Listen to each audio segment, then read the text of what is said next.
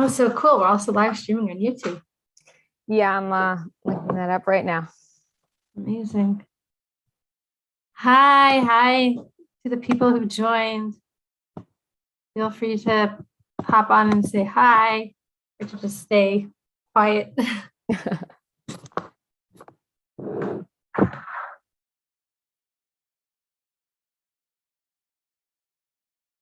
Okay, we'll give it a few more minutes and then we'll start with everyone starts trickling in. Yeah, it's just exactly 8:30. People never start at the exact minute.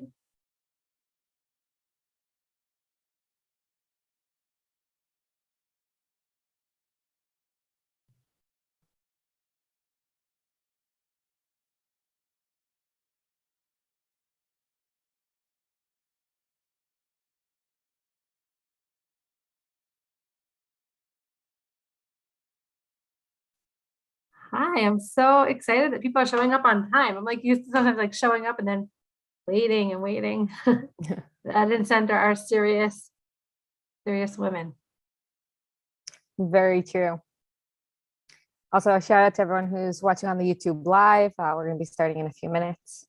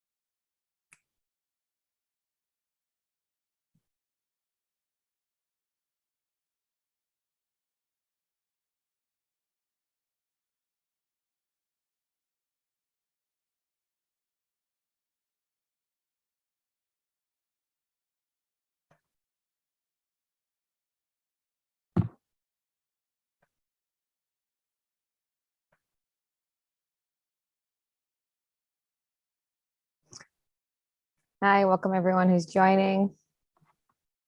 Now feel free to put your videos on if you feel comfortable. If not, you can leave them off. Do you want to finish what you're doing before we get started? Yeah. I'm not sure. You're probably going to want to take notes. I mean, there's going to be a recording also.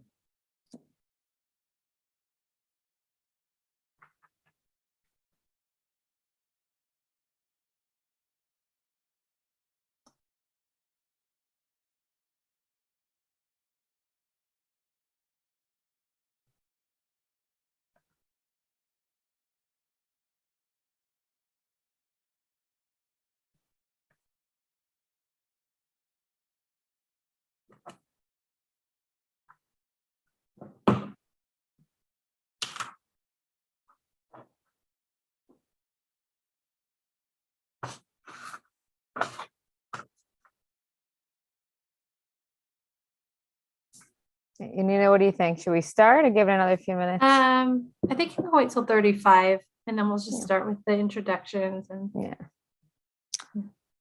Sounds like a great plan. Awesome. And also everyone who can hear me now, let me know at any point if you can't hear me too, because these earphones sometimes stop working in the middle. So feel free.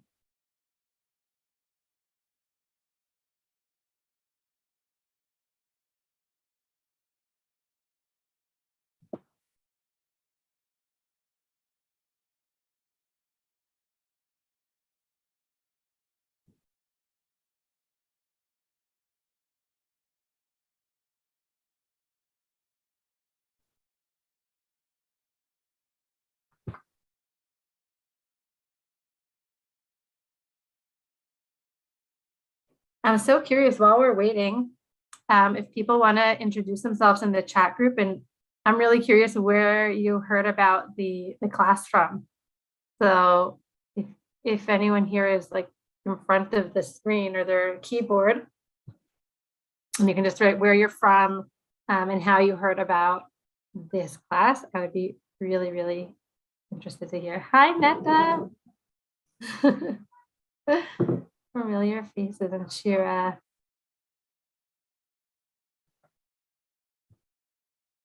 Oh, nice. We got some Okay. Jerusalem, from Stay Ilan.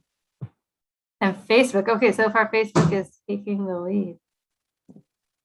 We had our intern publicize in all the different Facebook groups. So, Oh, okay. Okay. Instagram. Yeah, I was wondering if anyone was going to hear about it from Instagram. Okay. And I didn't touch your email. Oh, Bajav, I'm also in the Gush. Hi. I'm in Efrat. Rish. Okay, no, Neta's tuning in from America. Everyone else is from Israel. okay, should we get started? Yeah, so we'll get started. And if you haven't introduced yourself yet, feel free to do so in the chat room while we're doing the kind of openings and introductions. Yeah. Okay, great. So I'll introduce myself first. I'm Yael Yavin, and I'm the English Program Coordinator at the Eden Center. The Eden Center, for those of you who don't know, haven't heard of it before, it focuses on enabling all women to have a personally meaningful and welcoming experience in the mikvah, providing support and resources for crisis and life cycle moments, and transforming the mikvah into a vehicle to promote women's emotional and physical health, intimacy, and well-being. We run a lot of kala teacher classes, as well as baliniot, which are mikvah attendant classes. We're actually running one in Hebrew starting right after Pesach. So if you or anyone you know would be interested in joining, it's in Hebrew online, and you get certified to be a balanit. So feel free to reach out to the Eden Center if you're interested. And we're really excited to host this event for a few reasons. One, Yonina, for those of you who don't know, used to be part of our staff, and it's so nice to have her back. Another reason we're excited is that this evening we're going to learn what Chazal has to say about Yetziat Mitzrayim and the practical connection to intimacy today. I just want to let you all know that all of our programs are made possible through the generosity of donors. So I encourage you to make a donation to support our work, and so that we can continue to host evenings like tonight free of charge. I'm going to share the link in the chat if you would like to donate. And now I'm going to introduce Yonina. Yonina Rubinstein has a Bachelor of Education, is a certified sexuality educator, coach, and group facilitator. She is author of the internationally acclaimed book, Sexuality After Childbirth and When Kids Don't Speak, and runs the highly popular course, Growing Together, Raising Sexually Healthy Children, as well as a founder of the Facebook community, Jewish Parents Raising Sexually Healthy Kids and Teens. With her unique approach, blending professional knowledge, holistic outlook, and practical skills, she is redefining sexuality education to the Jewish world. Yonina, take it away. Thank you so much for teaching tonight. Thank you so much. Wow. As you were reading that, I was like, there are a lot of big words in my bio. I should concise it. It's hard to read through that. So thank you for that introduction, and thank you to the Eden Center for all the work that you're doing, and for this evening, and for really making Jewish learning accessible. So my microphone is choppy. Okay, so let's try it without the. How is that now? Let me know. It's still a little choppy. Okay, let's try for a minute, and we'll see what happens. The same choppy. Don't know what to say. Let me see if I can connect to, not as good in the beginning. I'm debating if I should try connecting to a different internet router. Let's try real quick and see if, okay. Okay, how is it now? A little bit better? No? Yes? Everyone's muted. Is the audio Yeah, it's a little better, but it's hard. It's still a little hard to hear. I don't have another pair of headphones that are like easily here now, so I don't want to take up time going and getting another pair. So on a scale of 1 to 10, how bad is it? Like 10, you can't hear at all? Oh, I was gonna say I think it's manageable, but It's manageable. Okay, so here's what we're gonna do. I'll start, and I will text my husband to quickly bring me the other earphones toch kedei. And I'll just start with the introduction.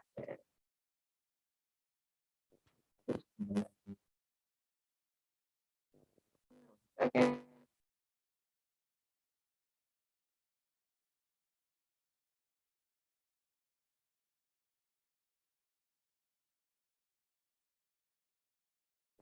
I'm sorry for the technical things. It was also really fun. I worked on my computer today and had meetings. Okay, I see there are a lot of great ideas here. So I'm going to switch computers in a minute. And I can join on my phone. Okay, let's try that this time. One second.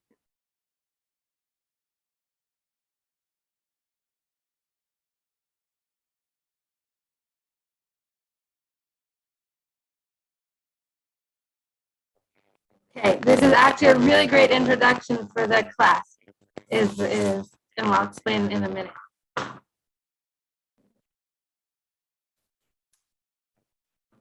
Okay, let's try this. Happening live. Great switch.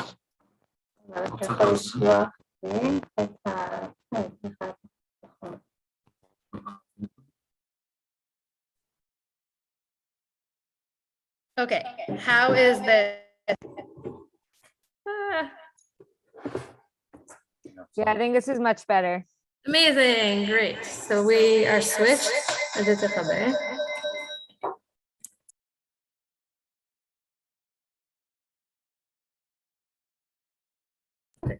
Okay, great. So we are switched and I will set up the sources in a minute. Awesome. So welcome everyone. Amazing. Oh, wow. That's so interesting that it made such a big difference.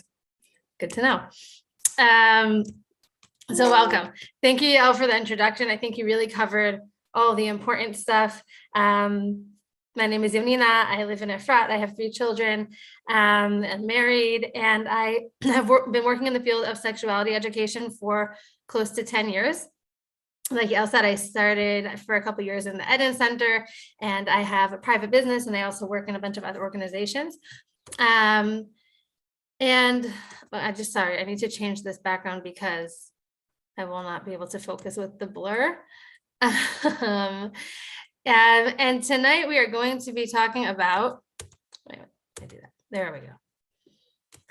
Okay, now we're all good. So tonight we're really going to be delving into a couple different sources about Yetziat Mitzrayim, women's empowerment, sexuality, like a lot of really, really interesting and mind-blowing things that if they hadn't been written in the sources, I myself wouldn't have even believed that they were true or that they were Jewish. So that's why I said to Naomi, I'm bringing the sources and we're going to learn it directly from the text, because otherwise it just sounds so way out there. But before we dive into that, I want to give a couple really important introductions. So one, and I'd be really happy if you guys can write in the chat, if you've ever been to a workshop or a lecture or a course on sexuality or on intimacy or one of those topics. So let me know in the chat. Yes, amazing. So sure, I recognize. Yes. Okay, amazing. This isn't the first time. If it is your first time, that's also fine. Feel free to write that. You don't have to be embarrassed to write that in the chat. And so I just want to put it out there. Yeah. And Rachel, so if you're like, I'm like, oh my gosh, but guys, you should all know that Rachel Yakubov is also here and she's like a huge sexuality teacher. So she's telling me no. She's going to teach the next class. But oftentimes, even if we have language to talk about sexuality and we feel comfortable with it, it can sometimes still be triggering. It can be overwhelming. I don't know what everyone is doing right here. I don't see all of your cameras, but it could be you're in the middle in a different situation or context that talking about or listening about sexuality is a little bit uncomfortable for you. Even if we've talked about it a lot, it can still sometimes bring up all sorts of feelings. So I want to put it out there that it's totally normal, and to notice what's going on in your body as we speak and as we learn. And I also want to mention, okay, and I also want to mention that even if we have learned about sexuality, we do feel comfortable with it. Oftentimes when we're talking about it in a group, there's a different feeling that comes up. There's a different dynamic. So again, feel comfortable leaving your cameras off if you need to. Feel comfortable turning them on, and participating or not participating in any way that feels right for you. And really to check in, we're going to be doing a couple different check-ins together, but to check in with your body as we go through this class. What does it mean to check in with your body? To notice for a minute, even right now, we can all just take a minute to loosen our jaw. It can really just like wiggle it a little bit. To check for a second, you can put your hands on your stomach to check if your stomach is clenched. Notice your breathing. You don't have to change it. Just notice if you're breathing really shallow, if you're nervous, if you're excited, and what's going on there. And you can continue doing that as we go through the different sources. Maybe we'll even do a check-in a few times throughout the class. Okay, and the last technical kind of introduction is the format of the evening. So we're going to go until about 9:30, hopefully a little bit before, and we'll have time for questions at the end. If you have questions throughout, feel free to turn off your microphone or to write them in the chat. If you want to send them anonymously to Yael, you can send them to Yael and she will read them out loud without your name. If you want to send them anonymously to me, that's fine, but I can only promise to see them at the end because I won't be checking the chat continuously throughout.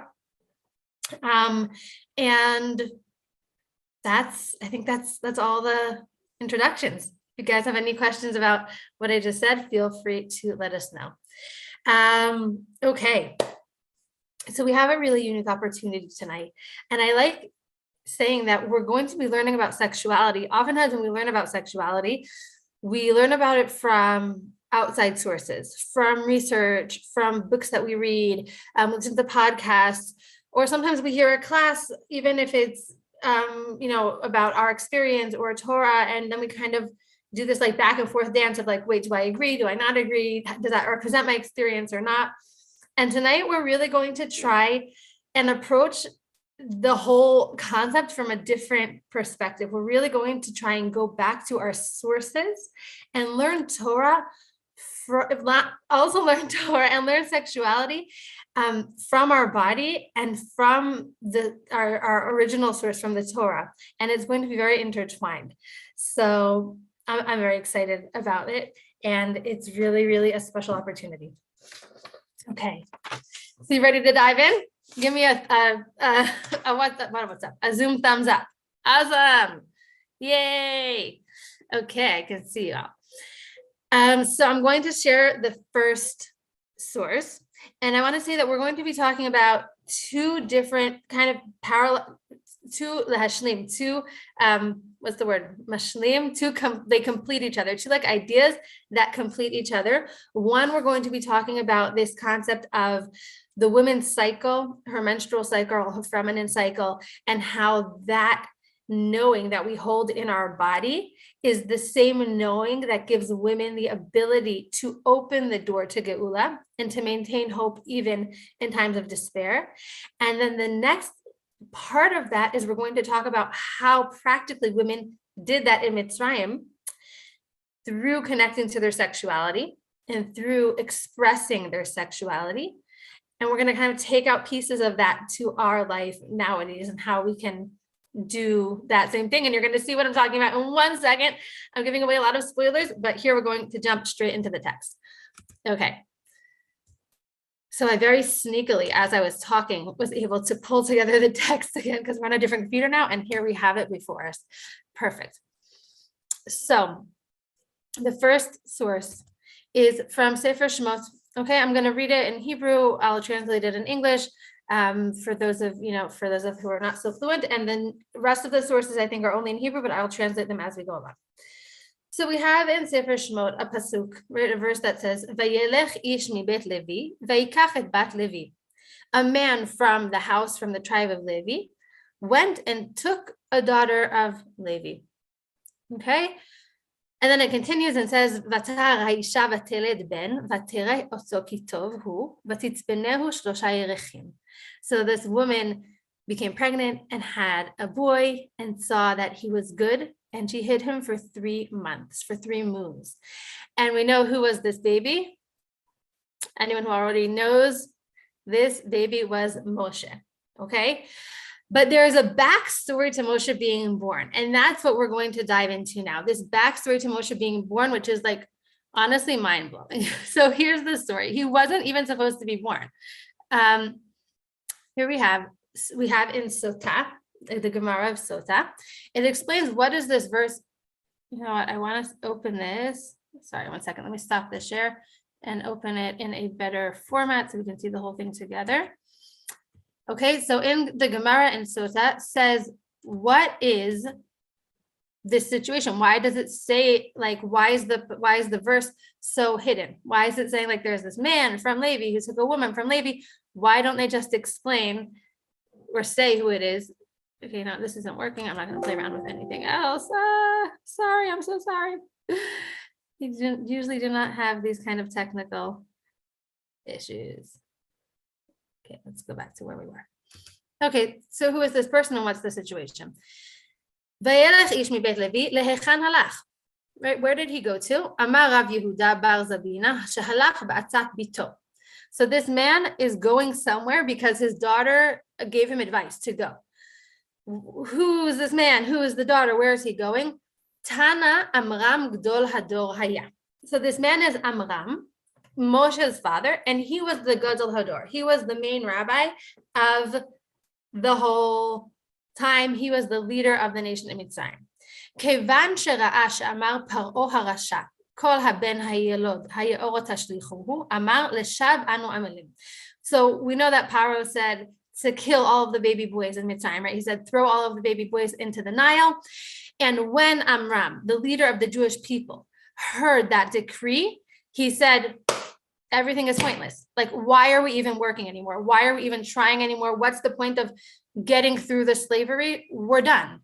We're done for. Paro is going to kill all of our baby boys, and there isn't going to be a continuation of the Jewish people. Let's just give up hope. Amad v'gereshet ishto. Amdu kulan v'girshu et neshotehen. So when he realized, when he had this feeling of that's it, everything is over, it's pointless, he divorced his wife. He said, what's the point of being married? What's the point of having a Jewish home? What's the point of bringing more children into this slavery, into this kind of existence that is futile and hopeless? And because he was the leader of the Jewish people, all the rest of the Jewish men divorced their wives. And there was just this huge pandemic of divorce. Like the whole Jewish nation was divorced and there were no more homes anymore. No more families that were, married in partnerships. Amralo Bito, his daughter, who we know is Miriam, and she was one of the Jewish midwives. Abba, kasha gzeratcha yoter mishel paro. She said, you saying that there's no point anymore and divorcing your wife and putting an end to any possibility of Jewish continuity is worse than what Paro was saying. So just imagine this for a minute, right? A little girl, according to some Midrashim, she really was little. According to others, she was older. But a young woman standing up in front of the leader of the Jewish people, we could imagine like the president, or we could imagine like Rav Kanievsky, who just nifter, and saying, what are you doing? You, right now, your decree is worse than Putin or whoever the terrible leader trying to wipe out the people is. And why? And she gave 3 reasons. One is that Paro decreed to only kill the boys, and you're decreeing to kill the boys and the girls. So you're really decreeing to not have any kind of continuity, because if we're not going to be married, there won't be children, and it's going to be boys and girls. A second is because Paro's decree is here in this world, and you're also decreeing for the next world. There won't even be any kind of spiritual continuation. And Paro also is a Rasha who said that his decree is even going to come to be when you're a tzaddik. And we know that Hashem gives kind of a gushpanga, he gives a permission to the decrees of tzaddikim. So she gave all of these reasons, and Amram stood up. Amad v'hechziret ishto. He stood up and he remarried his wife, and everyone else followed suit and remarried their wives. And not stam remarried. It says at the bottom here, the last verse, it says asalom aseli kuchin. This is why it says vayikach vayelech ish mibet Levi vayikach bat Levi. He did ma'aseli kuchin, the act of taking, which was he put her in this chariot, and Moshe and Aaron, who were their children, danced in front of them, and the malachim came, the angels came and also were dancing in front of them and said, Em habanim smecha. First of all, before I dive into how this is connected to what I said in the introduction. I'm curious if any of you learned this source before, and as I was reading it now, what came up, how it resonated for you. I'll go. Yeah. Definitely learned this source before. I Yeah. never, sorry. I never learned the end. That it says that the angels were dancing and they said, Ema banim smecha. That's a really big deal. I never learned, I went to Beis Yaakov. We learned this a lot, but never heard that. Well, just wait until I know there are other Beis Yaakov sources we're going to learn today, and then we're going to learn the endings of them, and we're all going to be like, oh, now I know why they didn't teach us the ending. Yeah, so it really is a big deal because it wasn't just like some like, oh, wow, look how this little girl knew so much, but like there really is this celestial celebration of the Jewish couples, the Jewish relationships being reinstituted and Jewish families being reinstituted. And I want to talk about this is like the first part, which is going to lead us, is going to be the foundation for the second idea we're going to learn today. And the idea is like how Miriam, who was a young child or even a young woman, how she had such confidence and such a strong knowing and hope that there was a point, that there was hope, that there was a reason to continue the Jewish nation. If the leader of the people publicly stood up and declared, like, guys, we're in Memtet Sharei Tumah, like we've reached the bottom. Paro's killing all of the boys. Like it's the apocalypse. It's like, this is the end. This is the end. So let's prepare ourselves for the end. And at least like, I don't know if you guys have heard, but I hear from a lot of people like, why bring children into this world? Like there's so much suffering, there's so much pain. Why bring children into the world? And that's basically what Amram was saying. He was saying, if this is the way it's going to be, then there really isn't a point. Leshav anu amelim. We're toiling for no point. And how did this woman, this girl have the strength and belief and knowing that there was a point and that we shouldn't give up hope? And there's a really, really big secret to, and we see this in a lot of different sources, but we're going to just focus on these ones now. So you're going to have to believe me, and if you want, I'll send you the other ones. But we also see this in other stories of holidays and stories of redemption and Geula. In the Jewish calendar, in Hanukkah, we have in Purim, where a woman, through her connection to her body, was able to bring about the shift from futility to hope and redemption. And I want to kind of shine a light right now on the symbol that we have in our body that holds this knowing of the connection between the death and birth, between hopelessness and hope. And the cycle I'm talking about is our menstrual cycle, is you can call it the cycle of life or the cycle of death, whatever it is. It's really one and the same. So I'm going to say this, and then I really want you guys to write in the chat group if you've heard this before. But what happens every month is, as women, we go through a full process of preparing for rebirth or preparing for a new life, and either having that really come into fruition or letting go of that, meeting death, meeting the point of everything falling apart, right? All the hopes, all the buildup to the redemption, to the birth, to the life, falling apart, disappearing, releasing in our monthly period, right? In the days of bleeding. And then the cycle begins again. But the thing that a lot of us don't learn in our sexual health classes or in our Kala classes is that the first day that women see menstrual blood, at the same time, in her body, in her shachalot, in her ovaries, the new follicles of the next cycle are ripening.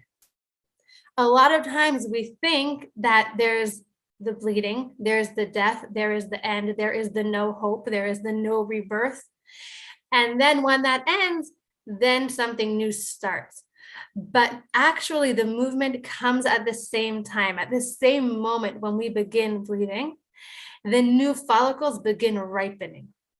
Meaning within our body, women carry that knowing of the intertwinedness of the life and death. And when Amram says, the Shav Anu Amelim, we have reached the point where there is no point anymore. Miriam, the midwife, the one who prepared the tambourines, those circle instruments of celebration, said, if we have reached the point where it all seems hopeless, I know that this is the same point where we're starting the new cycle. The new point where hope can be reborn, because I can see there is already redemption being prepared. So I'm really curious, write in the chat, or you can turn on your microphones and let me know if you learned that that part about how the moment of beginning menstruation, the moment where everything starts to fall apart, is also the moment when something new starts developing within.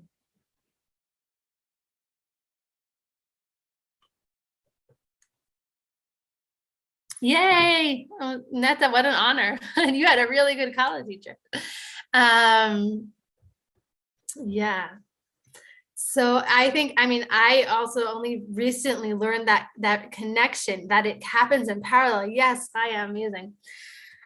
Okay, so now that we understand this, now that we're like, okay, well, wow, women hold in their body this secret and this knowing, and this is why that even when it seems like all hope is lost, they were able to hold on to the hope and to bring that message of Geula and to say to them, to the men, like, your decree is worse than Paro's because you're decreeing on the whole nation for forever, and we need to hold on hope and do what we can because something new is happening. There is going to be a Geula.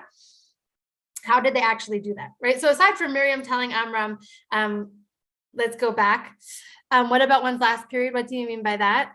So first of all, I want to just say that even women who don't get a period, or who don't have a full menstrual cycle or a monthly menstrual cycle, even if they are postmenopausal or have had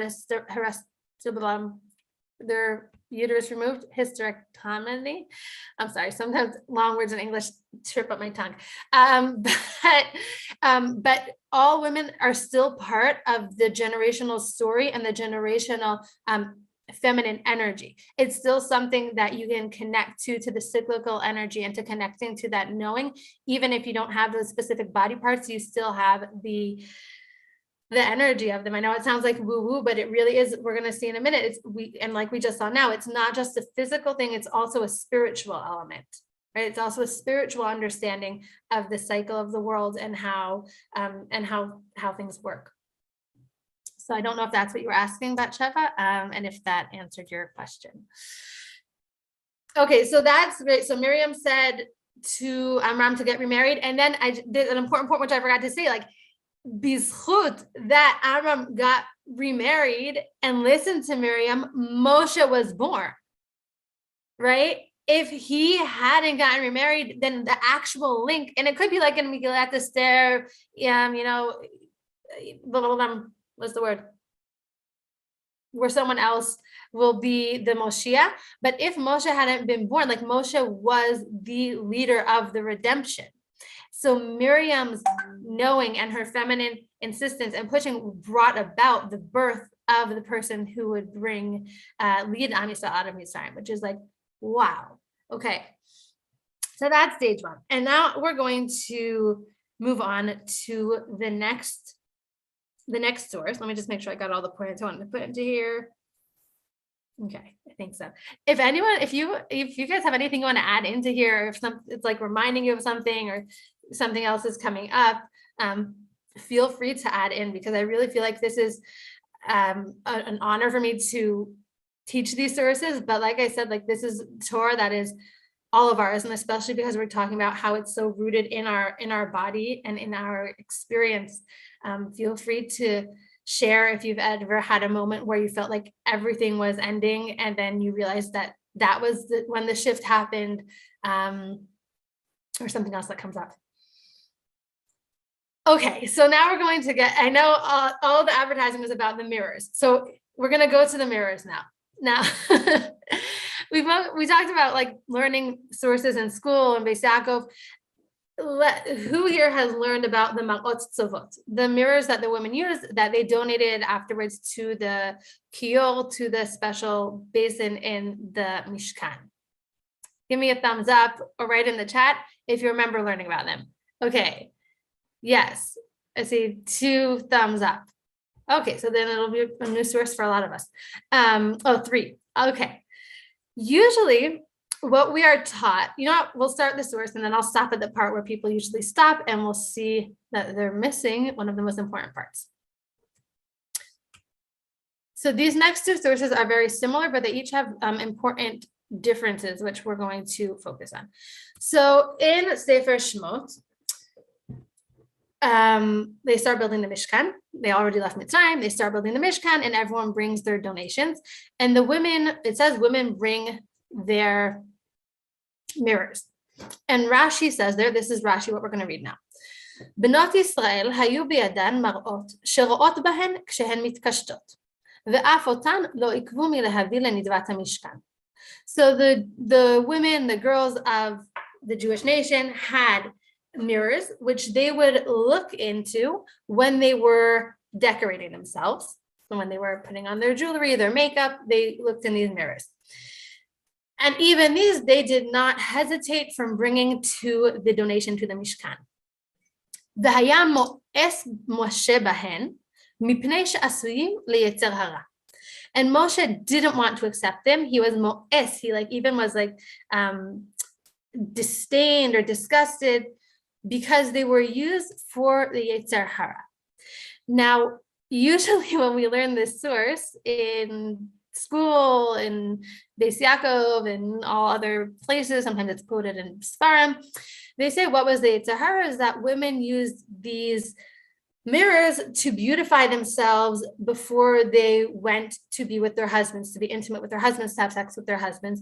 And so it says that they were used for the Yetzer Hara because they were used to focus on the external, they were used to focus on sexuality, they were used to focus on their body, and that's why Moshe didn't want to take them to the Mishkan.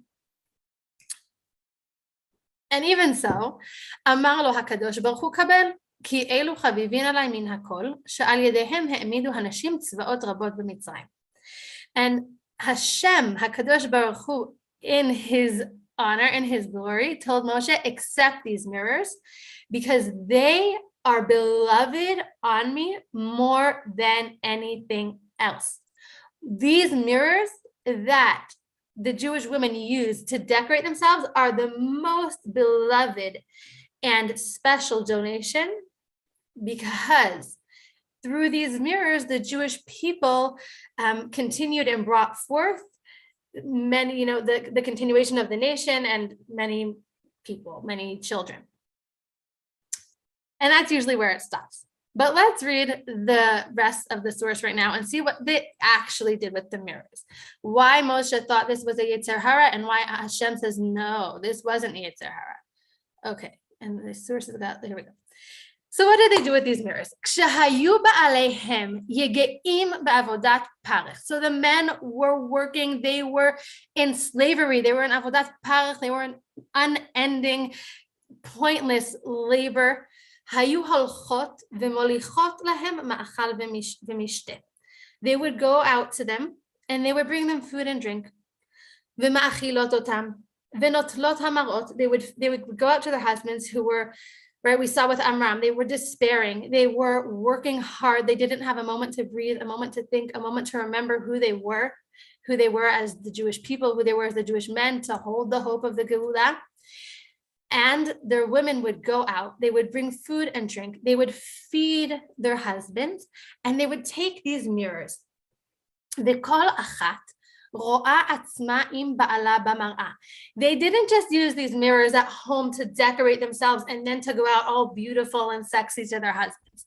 They brought the mirrors with them and they would gaze into the mirror with their husband next to them. ומשדלתו בדברים. And they would flirt with them. They would start with them in words. Okay, so they would kind of pull them along with their words. Lomar, how would they do it? Like, what would they say? How were they flirting? So we really hear like this text, this exchange that they would have between them. Lomar, ani na'am mimcha. Right? So the woman would say, look in the mirror, like, I'm so much more beautiful than you are. Look at me, look how pretty I am. What if I ומתוך כך מביאות לבעליהן לידי תאווה. And they would continue like this until they aroused desire in their husband. ונזדקקות להם ומתעברות ויולדות שם. And they would be intimate with them. They would have sex with them. It says nizdakekot. We're going to talk about that word nizdakekot in a minute, that they needed them. And they became pregnant and they would have babies there. And that they bring this learning from the Pasuk in Shir HaShirim, under the apple tree, I aroused you. And this is why they made the kior out of them, because the kior in the Mishkan had a job in bringing shlom bayit ben ish ishto, making peace between a man and a woman, because the kior was made out of these mirrors that the women used to go out to the field and arouse their husbands and bring them to desire, and to through that bring the continuation of the Jewish people. So first of all, I want to hear what you guys think about this source, like what's coming up for you as we're reading it and explaining it. And I want to add one more thing here. Actually, before I hear what you guys what's coming up for you, two things. So one is that I really like to, when I talk about sex toys and using extra external accessories, I always like to bring the source and say, like, this in my eyes is the first Jewish source that talks about sex toys. Because what were the mirrors? They were an external tool used to help awaken desire and passion and connection between a couple.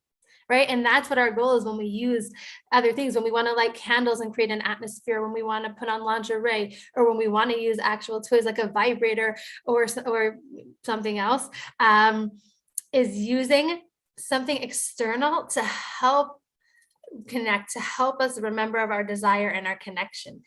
And the second thing I want to say here is, I think there's a secret of awakening desire, which is really, really helpful, because a lot of times, especially in the stress of getting ready for Pesach, and stress of life in general, we can feel like we don't have desire. So whatever, we just won't be together and we'll just continue with our stress.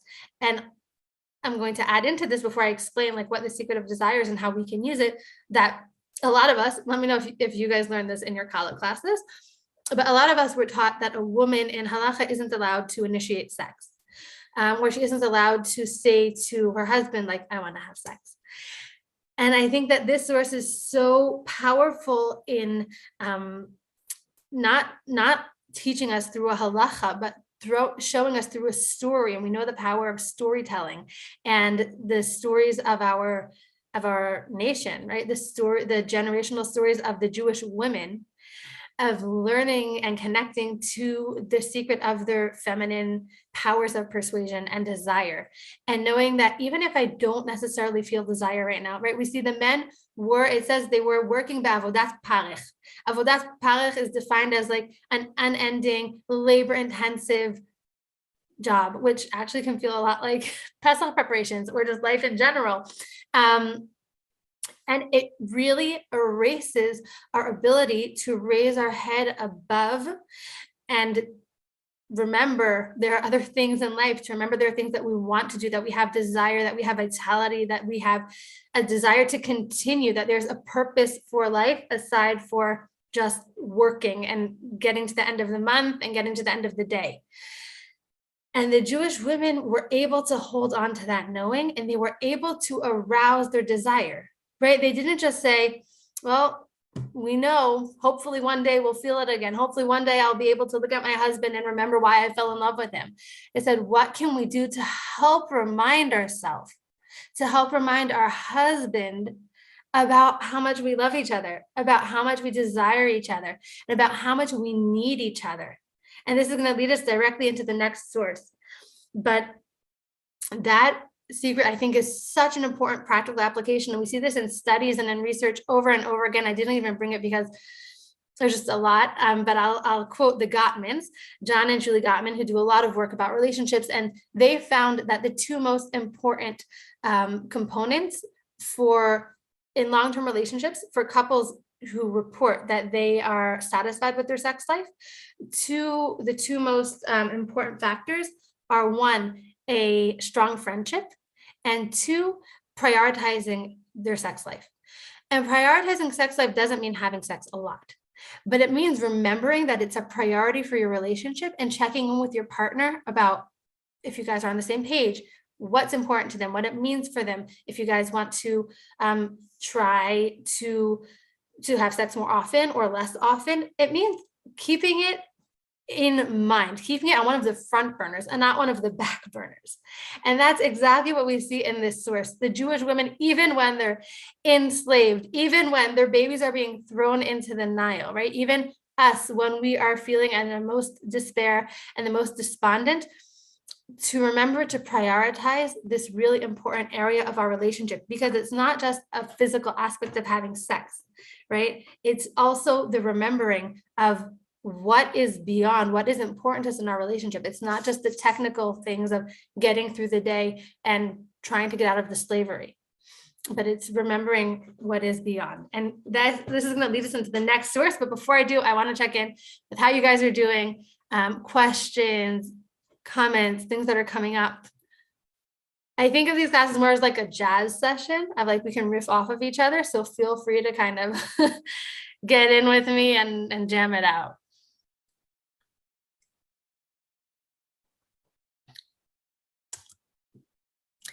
Okay, so Netta, what I found unique in the source is that the sensuality and arousal happens in public, where they are working with others around it. It feels the opposite of what is often discussed regarding sex in Judaism.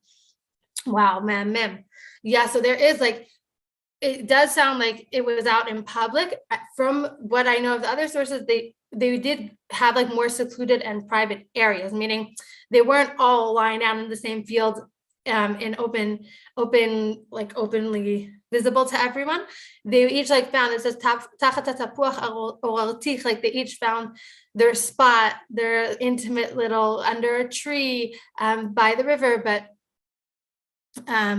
like a more private area. But yeah, it really was kind of like this movement, right? It wasn't like each woman, like we think of going to the mikveh, right? And we're all like, oh, no one can know that you're going to the mikveh. And here we have like the end of the day, everyone's like taking their buckets, we'll see in a minute, and going out to the fields, and they all are going out, and like maybe along the way they were each like lending each other some jewelry or fixing each other's makeup. I'm imagining it, but I could really imagine it being something like, okay, we're going now to strengthen our men. We're going now to increase the hope and to remind them and remind ourselves like what we're doing here.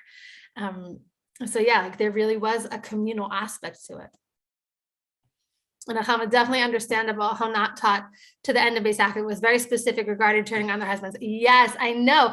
And that's what is also so mind-blowing is like, I understand you don't want to teach it in class, but like then we end up teaching partial sources, and that partiality changes our approach to sexuality. It changes the way we think Judaism relates to sexuality, right? We see just in the way the way that it's so explicit. Like sometimes people say to me, why did you write sexuality in the title, not intimacy? Like it's not sanua, you should write intimacy, you should write shalom bayit. And I'm like, look at the sources I'm about to teach. They are much more explicit than what I'm writing on the flyer, right? But we have this kind of, it teaches us this approach to sexuality, which is like, oh, Judaism's like very hush-hush about it, and like women shouldn't initiate, and women should kind of like whatever. And we see these sources where it's like nothing hush-hush about it. Women are all out there. Everyone's having this a tsanua and a ratzon Hashem, but like also the fact that it says like these were the chavivin alai beyoter, these mirrors used to increase arousal and desire are the most beloved in front of Hashem. It's like someone saying like, I don't know, like in your house, like, okay, what's like the holiest spot in your house, and you open it like a box of vibrators, right? It's like, what? But that's the parallel I'm thinking of in my mind. Maybe I'm just taking it a little too far, but it's a very powerful statement. And let's see the next verse, because it really is even a little bit more explicit than this one. So hold on to your hats. Okay, so the next source is very similar, and there are a couple important differences. Okay, so here are the mirrors, which we're never going to look at mirrors again in our life. And here we have the Yalkut Shimoni. Okay, so the Yalkut Shimoni explains, okay, דרש רבי עקיבא, בשכר נשים צדקניות שהיו באותו הדור, נגאלו ישראל ממצרים.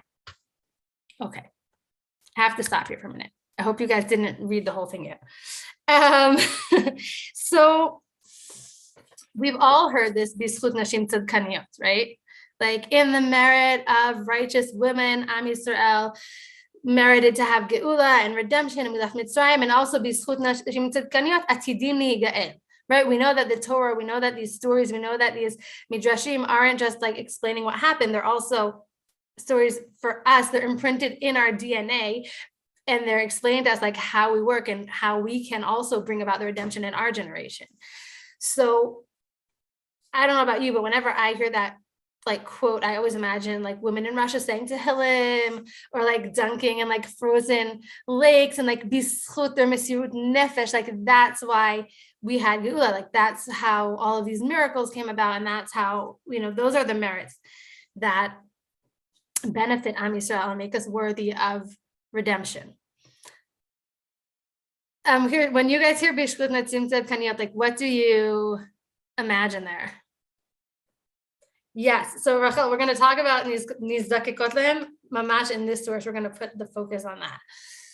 That like doesn't go with like the Beis Yaakov idea of like B'zchut Nashim Tzidkaniyot, like what you're saying, like going to the mikvah in a frozen river. It's like completely doesn't. It's like it's so counterintuitive, and yet it's so true. Yeah, and like I'm saying, and I'm not saying we all have to go start having a lot of sex right now, but I do want to say that when we imagine, I remember someone once told, no, I won't tell that story, but when we imagine like, okay, well, what can we do in this season of getting ready for Pesach to make it a more holy experience, to make it a more connected experience, to really bring this sense of going out to freedom and Yetziat Mitzrayim, right? We're leaving things that are binding us, and we want to really go out to freedom. How can we bring geula into our house? How can we bring more redemption into our generation, into our home? How can we embody the spirit of Pesach? So I didn't say it. It's the Yalkut Shimoni. It's all. So he said, okay, so what were these righteous women doing? What merited actually going out of Mitzrayim? And how are we going to merit going out into other geula? So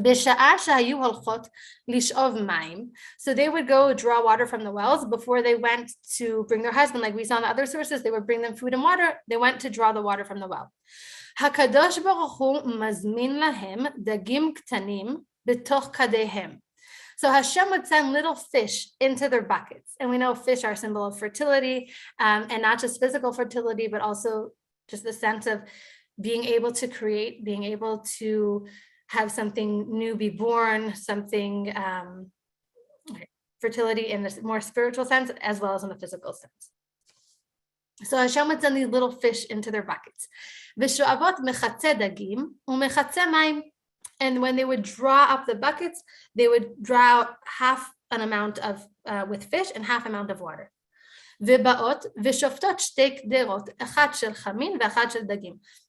And they were prepared two like cauldrons or two bowls, one of hot water and one with fish. And they would take out these bowls of hot water and fish to their husband in the field, like we saw in the first source. Their husbands were working hard, and they were preparing the food, they were preparing water, they were thinking about, wait, how can we also improve our physical well-being, right? Not just like, and just like whatever, but really to prepare these sweet little fish and to warm up the water, to make hot water, not just take out cold water. They would take them out to their husband in the field.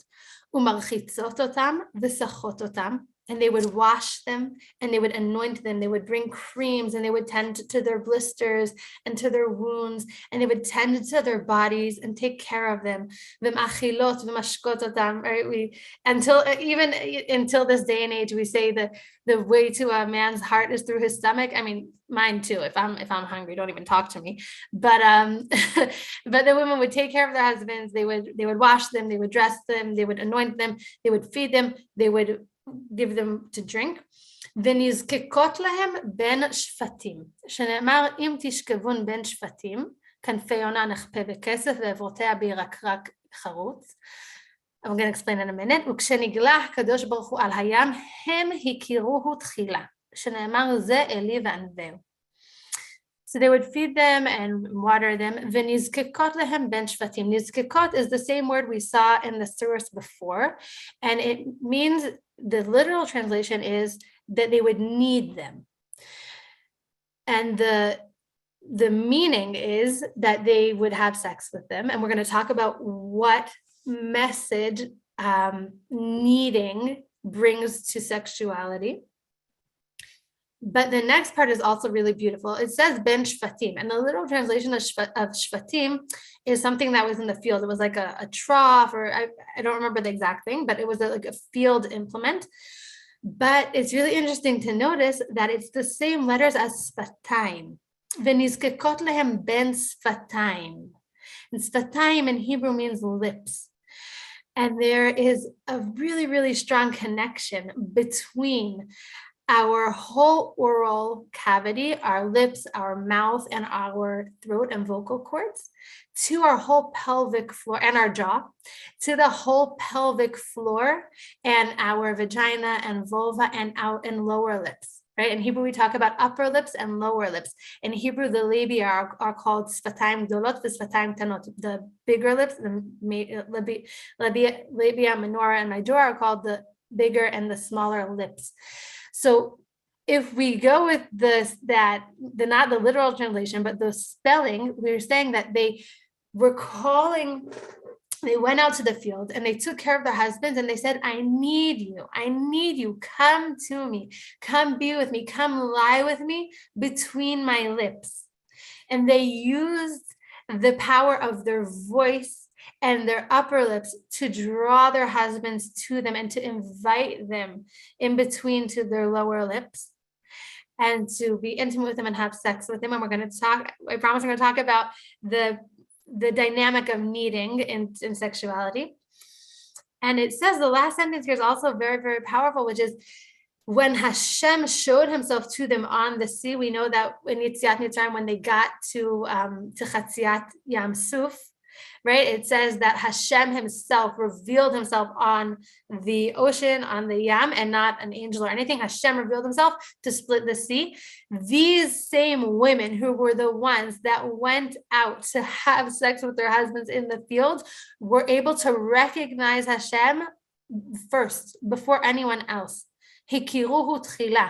Because they were connected to that same spiritual entity within themselves. They were able to recognize what it looks like when Hashem reveals himself for Geula and for miracles, because they were part of that same t'nu'ah, of that same movement of revealing the spiritual in the physical, and in bringing about Geula through connecting to their bodies and through connecting to their partners in their most physical and sexual sense. Okay, and I see that it's already 9:30. So what are we going to do? I'm going to say a couple words about this dynamic of nizkekot lehem, of needing them, and then we'll open up for questions and comments for like 10 minutes, and we'll wrap up. So a lot of times, as women, we culturally and also on a personal level, and also there's like on a social and cultural level, have a sense that our husbands kind of are extras in our lives. Maybe they're the ones who need sex more and initiate it and want it, and we're just kind of like, no, there's too much going on. But especially I see before Pesach so often, like women, we can do so much. We can clean the house and take care of the kids and work and do whatever needs to be done. And a lot of times it creates this sense of our husband is just there like in a role to serve us, but we don't actually need them, right? It's like when a husband comes home or a man comes home, we're like, take the baby. Okay, you're here, great. Take the baby. I left you the dishes to do, or here's the list of cleaning for Pesach. Here are your jobs. I'll take care of the rest. And kind of a sense of like, oh my gosh, right? It even goes as far as for sometimes women to call their husbands like their third child, or like, oh, I have 5 kids and my husband. And this sense of like, he's not someone that I really look up to or desire I need. He's another part of the household that I run. And it's a really, sometimes a hard place. Sometimes there's a lot of vulnerability that goes into really being able to make space in our lives emotionally, spiritually, to be able to make space and to step back sometimes, to need our husbands, to actively work on recognizing and communicating that I can't go on without you. And maybe I can, but I don't want to. I want you. Even if I can do everything on my own, I need you. And these women going out to their husbands in the fields who are slaves, right? And I'm not going to do a whole capitalistic hashva'a, like parallel of like avodat parech and today's capitalistic workforce, and how people working all day long are also like enslaved to the culture of money and promotions. Okay, but if that works for you, you can continue with that parallel. But so often we get caught up in the day-to-day and in everything that's happening, and we don't stop for a minute to see our partner as a person and to remember, I want you. And the women going out to the fields not only took care of them physically, right? They could have gone out to the field with their little fish and their hot water and taking care of the houses and be like, oh, another day I have to come out and bring you your food. You couldn't come home and help me with the kids, right? I have to come out here and take care of your Band-Aids and bring you your whatever and your ointment and make sure that you're eating. Like, you're a grown-up, you should be able to do this on your own. They went out from a place of really opening their heart to be able to recognize what their partners needed from them, but not just what they needed from them, right? They could have also taken it to very, I don't want to say egotistical, but for a place of being like, look, I took care of everyone all day and now I'm taking care of you. And like, let's go, let's get it together. Okay, let's have sex. We need to continue the Jewish nation. No, they were still able to hold space for needing their husband.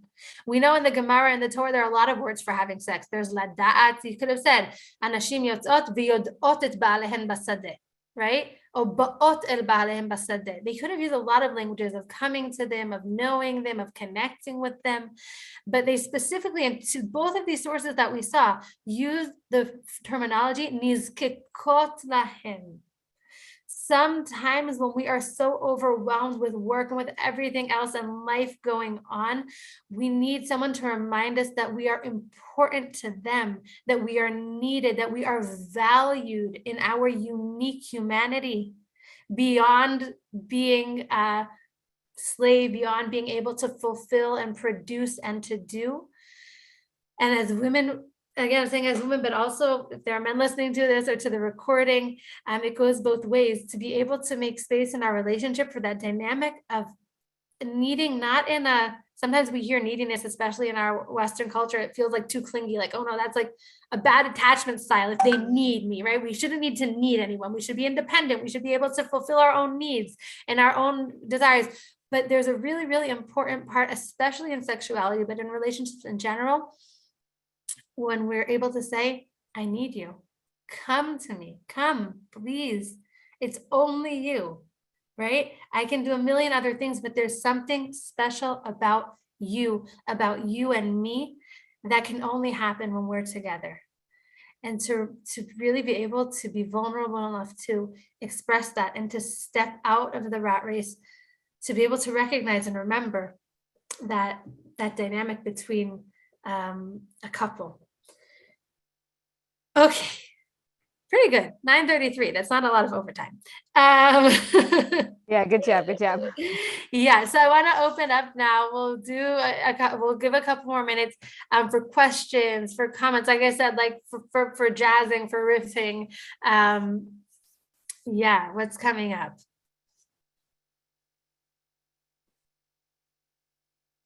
And while you guys are thinking, if you want to write in the chat, or if someone wants to turn off her microphone, I just want to give a practical tip or application of how we can do that, of connecting our upper lips and our lower lips, of opening our mouth to really open our heart and our desire to be mechuvan, to be directed at our husband or at our partner.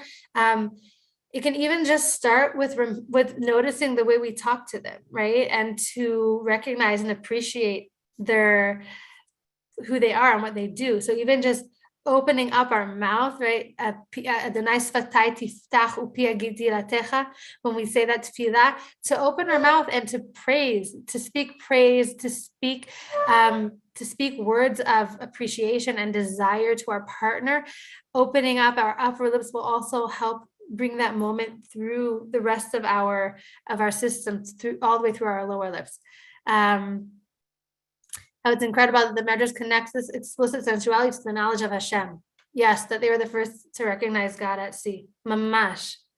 It's like, you might say, like, okay, Mela, they did, and it was amazing at Bra Geula, but like, it also is connected to their ability to recognize to recognize Hashem when He revealed Himself in our world. Mamash. Okay. So if you have questions that you want to ask anonymously, again, you can send to Yael or to myself, like and not to the whole group. And also, you're always welcome to be in touch afterwards. I want to wrap up for 1 minute and connect everything we spoke about. So we really started off by talking about how I found amazing how they had to be physically nourished in order to have, but that's so beautiful. Yeah, how they didn't just come out and immediately initiate sex or immediately say, like, I need you, right? That might have felt maybe like what we were talking about, that like clingy attachment of like, I've been working in the field all day and now you come out here and you need me and you want me to have sex with you. Like, no, they brought them the fish, they brought them the water, they took care of their bodies. And then when they were satiated and they had a moment to like rest and remember who they were and to have their physical needs met, they were able to also go up to that next level. Wow. Mamash. I love it. Okay, so we started off by talking about how Amram despaired of any hope and of any redemption, and he was like divorced his wife and said, that's it, this is the end of the Jewish people. And how Miriam was able to stand up through her knowing as a midwife and as a woman that at the point of despair is the same moment that, right, if we're talking about a circle, a cycle, a tambourine, the same moment when there is no top or bottom, right? When you reach that moment that you think is the bottom, just like when we begin our menstrual bleeding, in parallel within, another movement is already beginning of something new starting. And then we went out from that understanding to see how the Jewish women who knew the secret of that hope of life and death, of exile and redemption, and how intertwined they are, how they were able to practically apply that and bring about and continued connection with their partners and desire, not just sexual desire, but desire for life, for remembering who we are, for remembering that we're a man and a woman, for remembering that there is something beyond this slavery, which was expressed through their sexual connection and through being able to have more children and continue the Jewish nation, and how that connection also expressed itself mamash at the moments of redemption on the Yam Suf, when they were able to see Hashem first, like, yes, that's what we knew, that's what we were waiting for, see? And then everyone was able to be like, yes, and to see Hashem and to recognize how He is always present and working in our physical existence, and reveals Himself through the physical as well. Thank you all so much for being here. And Yael, if you want to wrap up from as well. Yeah, thank you so much, Yonina, for speaking tonight. And thank you for everyone for participating and everyone who's following along on the live at Zoom, and anyone who's listening to this recording. We hope to see you at future Eden events. Yes. And if you guys love this, if you want to recommend it to a friend, there is a recording and it will be available, I think, next week, or sign up for the Eden Center newsletter and then you'll get updates on the recording when it comes out. Exactly. Okay. Shabbat Shalom and Chag Pesach Kasher v'Sameach. Thank you. Chag Sameach. Bye.